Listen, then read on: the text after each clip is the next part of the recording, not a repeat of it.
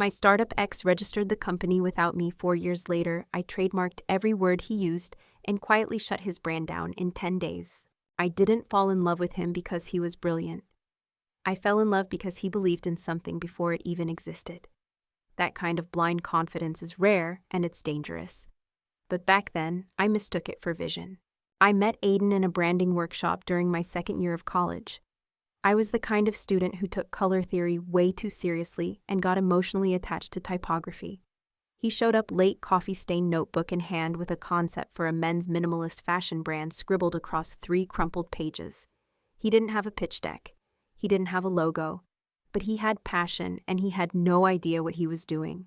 I offered to help. Just a little, just for fun. At first it was minor naming suggestions, tagline tweaks. Then I rewrote his entire website in one weekend because it didn't sound like anything. Then came product copy, email templates, packaging notes, customer service, social media strategy. I helped him open a Shopify store and taught him how to use Google Analytics. We weren't just dating, we were bootstrapping a dream. But here's the thing about being the person behind the curtain: the world doesn't see you. And if the man in front of it gets used to your silence, he starts to forget you were ever there at all. Still, I was young, and young women are taught that love means loyalty, that partnership means sacrifice. So I told myself that not being on the paperwork didn't matter, that not getting paid wasn't a red flag, that all the late nights, unpaid shoots, customer replies, and ad copy I was writing from my dorm bed were just the cost of building something together. He used to say, "We're a team. If I succeed, so do you." And I believed him. He called me his brand's secret weapon, said I got the voice better than anyone else, that I understood people, their habits, their desires, the reason they buy things that make them feel seen. I watched his eyes light up when orders started coming in. I helped him pack them by hand, sticking thank you notes I wrote myself into every box. We didn't have investors. We had cheap wine and whiteboards and a living room that doubled as a product shoot studio. He'd photograph flat lays while I arranged the lighting with borrowed lamps. I built the mailing list. He posted the reels. It wasn't glamorous, but it was ours, or so I thought. There were no contracts, no legal agreements. He said that would ruin the vibe. Said it felt too corporate for what we were doing. I let it slide. I was in love with him, with the dream, with the idea of building something from nothing. When the brand started gaining real traction, press mentions, micro-influencer reviews, features in curated lists, he was ecstatic. I still remember the night he cracked open a bottle of champagne and said, "We made it. From zero to this together. No one else." I believed him again. Because I wanted to. But deep down, I started to notice the imbalance. The emails came to his inbox, not mine. The brand bio said founded by Aiden Morgan, with no mention of the hours I poured into every word behind it. Even the photos we took together started cropping me out. He said it was more on brand to keep the visuals clean. When I brought it up quietly, gently, in the way women are taught to bring up inconvenient truths, he brushed it off. "Don't worry. Once we scale, we'll make it official. Just hold on." So I held on, and kept building, and kept giving, even when I felt my name slowly dissolving in the background. Looking back now, I realize I was never supposed to be part of the ending. I was just part of the origin story, the girl who helped him find his footing, who made it easier for him to sell a polished version of himself to the world. I didn't know it then. But the empire we were building, I wasn't on the deed. I was just laying bricks with bare hands. And soon he'd pretend I never picked up a single one. Success changes people, but what no one tells you is how it also changes the way they see you. The shift started subtly, like hairline fractures you don't notice until the whole thing shatters. It began when Aiden got invited to a brand accelerator program for emerging designers. He was excited, terrified, but thrilled. I helped prep his pitch deck, rewrote the value proposition, twice rehearsed questions with him for hours. I even restructured his product pricing for wholesale scalability. That's when he met Caroline. She wasn't like us. Caroline walked into the picture with manicured precision and a phone that buzzed with investor contacts.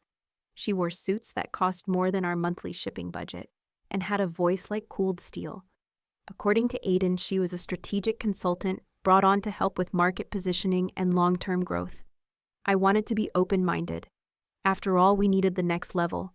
Maybe she could help us.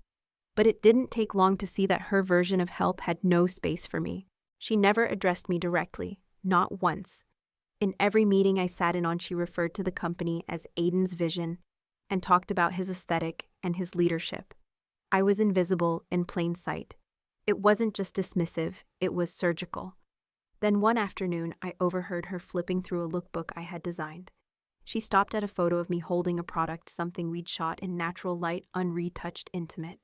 She said, "This feels a little pedestrian.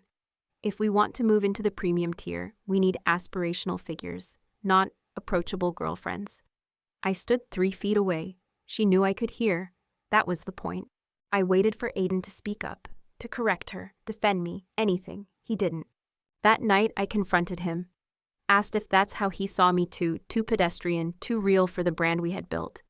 He sighed, rubbing his face like I was exhausting him. "It's not about you. It's about perception. Caroline's right, we need polish now. Luxury branding. We're not a passion project anymore. This is real." I asked, "So what am I now? An obstacle?" He didn't answer. From there, the exclusion became systematic. I stopped being invited to meetings. He changed the Shopify login without telling me. He forgot to loop me in on campaign strategy calls. Then he brought in a new marketing intern, someone he met at an event who was fresh, hungry, and just gets the vibe. That intern started rewriting captions I had already scheduled. I found out when our tone shifted from honest storytelling to generic crush-the-day nonsense. I was being erased one polite omission at a time. Still, the worst came when I stumbled upon a filing document on his desk. I wasn't looking for it, just grabbing an envelope, but there it was, business registration papers. Founder Aiden Morgan, sole proprietor. I read it twice, then a third time. My name wasn't anywhere, not even as an advisor. The air left my lungs. 4 years of work, 4 years of weekends, missed birthdays, unpaid labor, all of it, technically his. That night I asked him straight out, "When were you going to tell me you registered the company without me?" His face didn't change, not even a flicker of guilt. He said, "I had to keep things clean for investors. You were part of the early phase, but now we need structure. I'm protecting what we've built." He still used that word like it meant something. I told him, "This isn't structure. This is theft." He shrugged. "You're being emotional. You were never officially a partner. We never signed anything. Don't make this ugly." Ugly? As if I was the mess. As if I hadn't built half the brand out of sheer sweat and heart while he pitched on panels and shook hands with people who only saw his face. Then came the final blow. He offered me a job. Not a partnership, not a title, a job. Operations assistant, he called it. Flexible hours, modest pay. Something stable, he said. Something behind the scenes, where you're comfortable.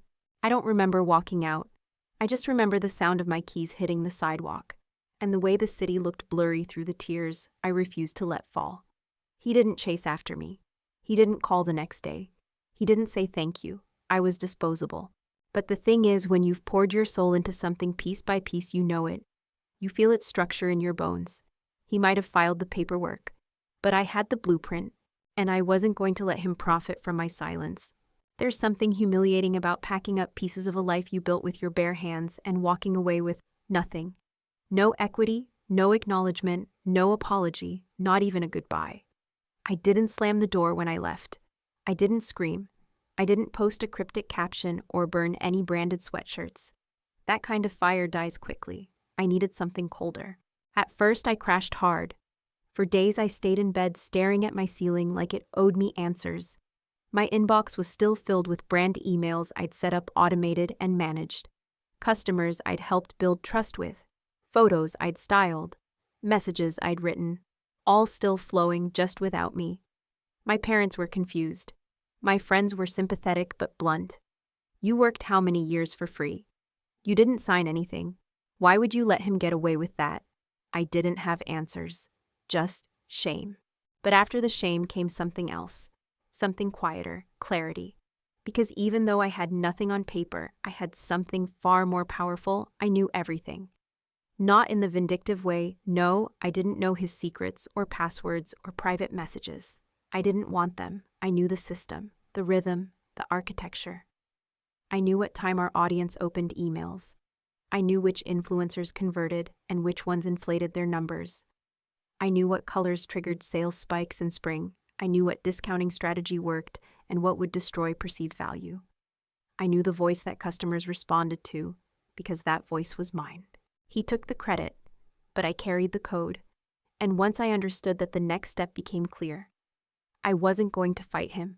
I was going to build something new, for myself, with the same blueprint, but this time with my name carved into every single brick. I moved back into my tiny studio apartment, took a freelance gig doing email copy for a jewelry startup just to keep the lights on. And in the late hours when the world got quiet, I started sketching the bones of something new. It didn't even have a name at first. It was just a feeling, something calmer, more honest, less obsessed with perfection and more grounded in truth. A brand for women who weren't interested in pretending anymore. I went back to basics, created mood boards on Canva, dusted off my old DSLR camera, set up a shipping station out of recycled boxes and a kitchen table. No outside funding, no consultants, no fake aesthetic, just me. And this time, I wasn't going to build fast, I was going to build right. I read every article I could find on IP law, took late-night webinars on trademarking, filed for an LLC in my own name, trademarked the name I finally chose for the brand short, clean, bold. I made sure every product name, every phrase, every label was mine, legally, irrevocably mine. Aiden had Caroline. He had investors, an intern army, and a production team. But I had something better. I had freedom, I had voice, and I had nothing left to lose. I set up shop on Etsy. Just one product line to start, limited stock, no fluff. It wasn't flashy, but it was clean. Real. The copy was honest. The packaging was simple, no false promises. Just quality, thoughtful design and language that spoke like a woman who'd lived through something. And people noticed. The first few orders were small. Then came the reviews. Then the reposts. They didn't know my story. They didn't need to. All they felt was something authentic. Something that couldn't be manufactured in a boardroom. But the real shift came when old customers from Aiden's brand started finding me. Not because I told them, but because they recognized the feeling, the tone, the writing. I got messages like, "This reminds me of that other brand, but this feels more real. Your words got me through last year. I thought I'd lost that." I didn't answer. Not directly. I didn't need to. The product spoke. The voice carried. And for the first time in years, I felt ownership not just of a business, but of myself. I wasn't starting over. I was continuing, just no longer in his shadow. And what I knew, the systems, the structures, the people, was finally serving the right person. Me. I didn't build my brand to spite anyone. That's the part people always get wrong. It wasn't born from revenge. It was born from necessity, from silence, from the ache of being erased so cleanly I started to wonder if I'd ever existed at all. And yet, I never named names, never told my story, not publicly, not even in whispers. I let my work speak. I let the products stand on their own. No drama, no exposure. But sometimes, silence is mistaken for weakness. And when people think you're quiet, they think you're vulnerable. And when they think you're vulnerable, they get reckless. My Etsy shop had grown faster than I ever expected. Within 6 months, I had a wait list for certain products. I was featured in a small indie brand's to watch article in a women's design blog. My email list cracked 20,000. And Instagram 80K followers organically, steadily, all from storytelling. I still handled everything myself, photography, copy, fulfillment. I liked it that way. I could feel every part of the business, every heartbeat. I didn't need scale, I needed resonance. And I had it. That's when the letter came. It was a Thursday. I remember because I'd just finished packing orders for the day and was about to reheat leftover soup for dinner. The envelope was thick, embossed logo. A law firm I didn't recognize. Inside, a cease and desist. The words jumped out at me like acid: unfair business practices, trade dress confusion, misappropriation of proprietary brand language and identity. It was signed by a legal representative for Aiden's company. But I knew instantly it wasn't him. This had Caroline written all over it. They were accusing me of copying the brand I had created from scratch, The voice they had tried to bury, the tone they had scrubbed from their pages. I sat there for a long time holding that letter, feeling the familiar heat crawl up my neck. Not rage, not even hurt, just insult. I didn't respond. Instead, I forwarded the letter to my lawyer, the same one who'd helped me file for my trademarks and copyrights. She reviewed it, laughed, told me not to worry. You're cleaner than they are, she said. They're bluffing, they want to rattle you. It worked, but not the way they expected. Because a few days later, something far worse happened. A blog post surfaced. One of those trashy anonymous industry insider articles, clearly planted. The title made me nauseous. From Muse to Menace, the woman trying to hijack a brand she didn't build.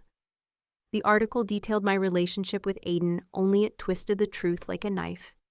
It painted me as an obsessed ex-girlfriend who couldn't let go, said I was using insider knowledge to mimic his company, claimed I was riding on the coattails of a man's success while playing victim. There were screenshots taken out of context, photos cropped to make me look unhinged, even a timeline manipulated just enough to discredit everything I had worked for. They never mentioned my name directly, but everyone in the community knew. And the comments, they were ruthless. Another bitter ex trying to stay relevant. She's just mad he moved on. Typical. Build a knockoff, then cry when it gets called out. I wanted to disappear, truly. For the first time in a long while, I considered shutting everything down. Taking the website offline, logging off, letting them win.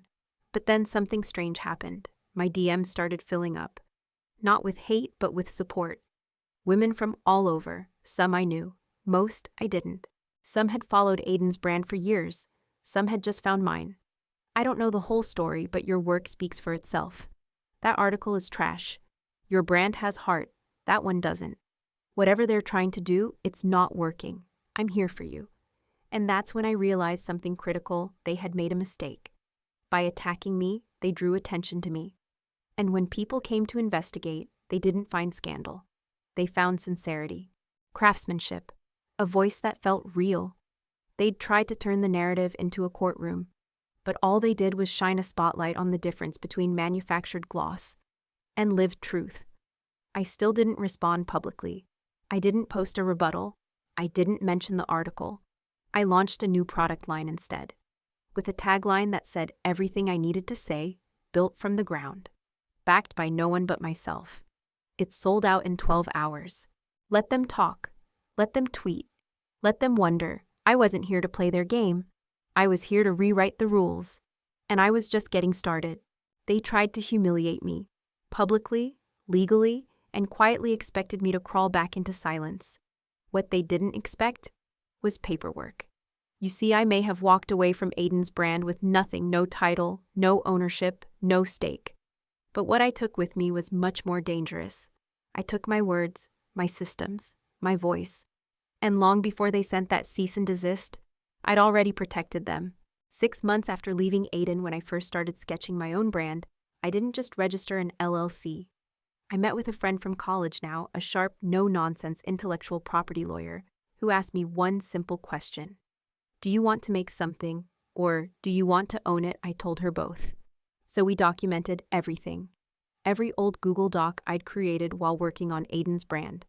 Every product name I coined. Every email sequence I wrote. Every campaign slogan, voice guide, CTA formula. Naming conventions, collection themes, seasonal drop structures.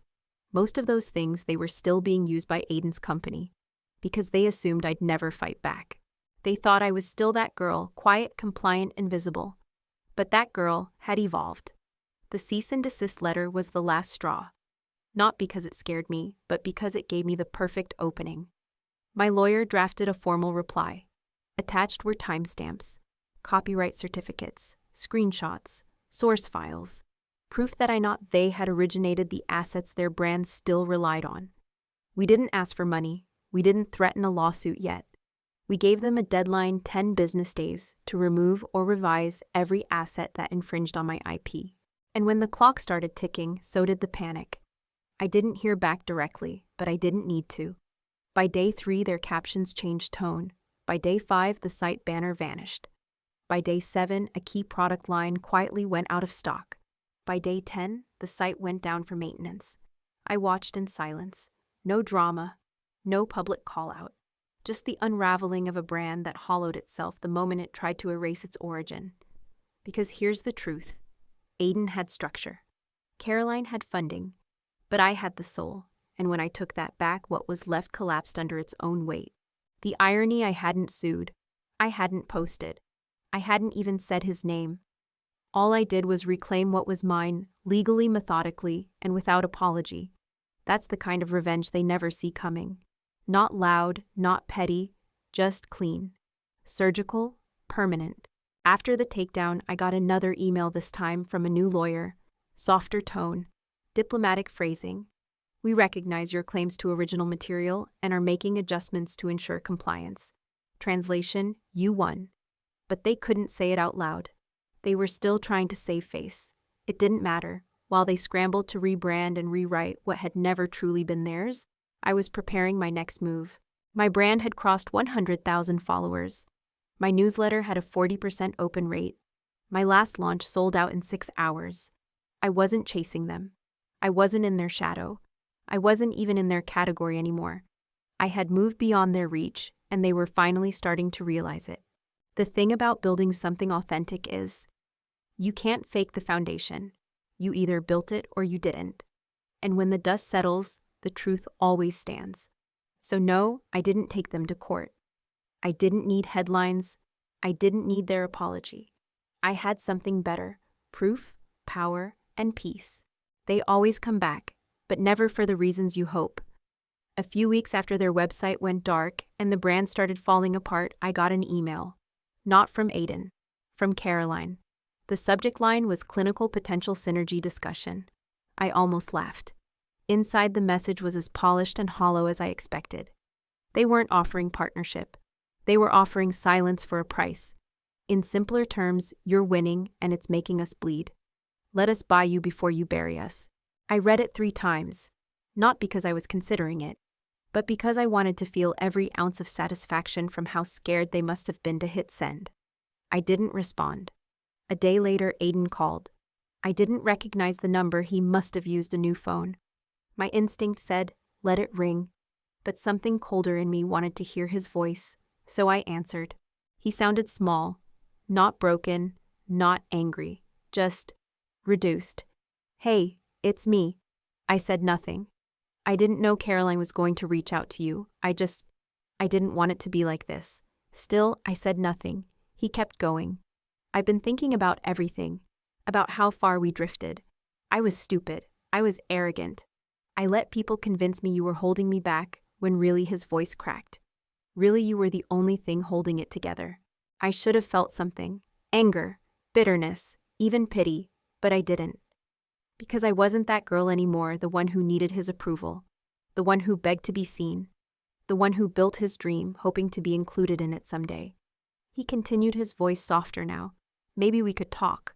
Not as business partners, not even as whatever we used to be. Just as 2 people who built something real. Maybe there's a way forward. We could build something new. Together. This time with your name on it. That last part almost made me laugh. This time. He was saying all the right words too late. Offering equity after the empire was already burning. Promising recognition when I no longer needed it. Reaching for together now that I'd already done it alone. I took a breath. Then I said, calm and clear, you don't miss me. You miss control. He went quiet. You don't want me back. You want your narrative back. You want your investors to stop asking why your numbers are tanking. You want to point at me and say, see, it was mutual. But it wasn't. A long silence on the other end. Then, you're right. And that was the moment I knew the game had ended. Not with a bang, not with revenge, but with a reckoning. He didn't beg, he didn't argue, he just whispered, I'm sorry. I didn't say I forgive you, because I didn't. And he didn't earn it. I hung up, not out of anger, out of finality. This wasn't a war anymore. It was a closed chapter. The next day I sent a short response to Caroline's acquisition offer. Just 1 line. Thank you for your interest. I'm not for sale. No explanation, no elaboration. Just a boundary one they'd never seen from me before. And when the response didn't come, I knew they understood. I wasn't bluffing. I wasn't afraid. I wasn't coming back. The funny thing about power is that it doesn't always look like domination. Sometimes it's silence. Sometimes it's a quiet refusal. Sometimes it's a woman who doesn't need to prove anything anymore because she already did. On her own, and no one gets to take that from her. I didn't expect to hear from Caroline again. Not after I turned down the buyout. Not after Aiden's call ended in silence. But life has a way of circling back, especially when you build something strong enough to stand on its own. It started with a LinkedIn message from a consulting agency I'd never worked with. Polite, vague, curious. We're assembling a panel of female founders for an upcoming executive mentorship series. Your name came highly recommended. I didn't think much of it. I almost declined. I had enough on my plate running a company solo. But something about the tone felt different, less corporate, more intentional. So I said yes. 2 weeks later, I walked into a high-rise downtown wearing the same black blazer I used to wear when I worked unpaid in Aiden's apartment. But this time, it wasn't for a pitch. I wasn't there to ask for permission. I was the one being brought in to lead. The event was a private roundtable, 8 female entrepreneurs, a few investors, and representatives from a few well-known funds. No cameras, no press.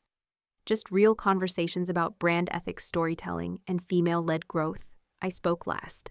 Not because I asked to, but because someone in the room insisted. I was mid-sentence discussing how emotional credibility was the new currency in branding when the glass door behind me opened. And there she was, Caroline. Her posture was exactly the same, flawless, cold. That perfectly calculated stillness she always used when she wanted to appear in control. But something in her eyes had shifted. Recognition, maybe even regret. She didn't interrupt. She sat down silently listening like everyone else, like she had never tried to erase me, like she hadn't sent lawyers and PR bullets months earlier. When I finished, there was a pause, then applause, quiet but firm. The moderator turned to Caroline and said, "I believe your fund had interest in bringing on ethical branding consultants. Perhaps you have a question for our speaker." Caroline smiled, tight-lipped. "Yes, I do. Would you be open to consulting for select portfolio brands we're restructuring? A few have struggled with authentic voice development." It was a masterclass in avoidance. She didn't mention Aiden, or the article, or the takedown. But I saw the cracks behind her eyes. They didn't just lose their edge. They lost their storyteller. And now they needed a new one. Me. I let a few seconds hang in the air long enough for the room to feel the shift. Then I smiled. "I'm open to discussing advisory roles, provided brand integrity is at the center of the restructure." I saw it in her face. That flicker of defeat masked as diplomacy. She nodded. "Of course. That's what we're looking for." It wasn't just poetic justice. It was surgical, precise. Because she had no idea I'd be there, she walked into the room thinking she'd still be the most powerful woman at the table. And instead, she had to ask me for help. Later, after the session ended, I was gathering my things when she approached. "Your growth has been impressive," she said. I looked at her straight on. "No NDAs this time." She blinked. I continued, soft but sharp. "Because if I'm going to teach your brands how to stop insulting their customers' intelligence, I need to be allowed to speak freely." A pause. Then a short laugh. Tight. Almost bitter. "You've changed." "No," I said. "You just never bothered to look closely the first time." She didn't argue. She handed me her card. Not because she had leverage, but because I did. And that's the thing about power. It doesn't scream. It doesn't fight. It waits. It holds its ground. It builds in silence until the room shifts and everyone feels it. I never wanted her approval. I wanted the space to build what she told me I never could. And now she was walking into rooms where I was the one holding the pen. She used to ask, "Who's your voice?" For now she knew. It was for the women who got overlooked, for the builders behind the face, for the foundation behind the facade, for the ones who were never supposed to win, but did anyway. Sometimes people ask if I ever confronted Aiden again, if I ever showed him the numbers, the press, the waiting lists, if I ever screenshotted the emails from investors who now wanted me, if I ever walked into one of his events just to watch him squirm. The answer is no, I didn't need to. Because here's the thing no one tells you about revenge. It loses power the moment you center it around someone else. I didn't rebuild for him. I didn't rebuild to prove a point. I rebuilt because I refused to live the rest of my life as a footnote in someone else's origin story. For a long time, I thought the dream was to be written into the ending. Now I know the real dream is to own the pen. I didn't burn bridges. I built my own damn island. And then I stopped looking back. It's funny though how silence unsettles people more than shouting ever could. Every once in a while, someone from Aiden's old team likes a post of mine. Quietly, no comment, no message. Just a small acknowledgement from the sidelines. I see them. I don't need their applause. My team now, mostly women. Mostly people who've also been told they weren't enough of something. Too quiet, too bold, too plain, too much. We work differently. No glorified hustle, no smoke and mirrors. Just clarity, boundaries, ownership. My name is on everything. My voice is no longer borrowed. And I don't apologize for taking up space. Not long ago, I walked past a pop-up event downtown. Aiden's brand, or what was left of it. The display looked different now, flashier, emptier. The storytelling was gone. The soul, too. He wasn't there. I didn't go in. But I stood across the street for a moment watching, and I didn't feel triumphant. I felt free. Because this wasn't about his downfall. It never was. He didn't need to lose for me to win. He just had to let go so I could find my own name in my own time. And I did. Not with noise, not with drama, not with a headline, but with steady, quiet steps that led me here. And now sometimes I get emails from women I've never met. You made me feel seen. I thought I was the only one. Thank you for saying what I never had the words for. Those messages mean more than any follower count, more than any legal win, more than any check someone once waved to try to buy my silence. Because I know what it's like to be overlooked, to be used then discarded, to have your value only acknowledged when someone else is struggling to replace you. I lived that story, but I don't live in it anymore. Now I write new ones. And if there's one thing I've learned, one truth I will never let go of, it's this. You don't have to shout to reclaim your power. You just have to stop whispering to survive. I don't need them to remember me. I don't need them to admit what they did. I don't need them to fall. Because I rose, and that's enough.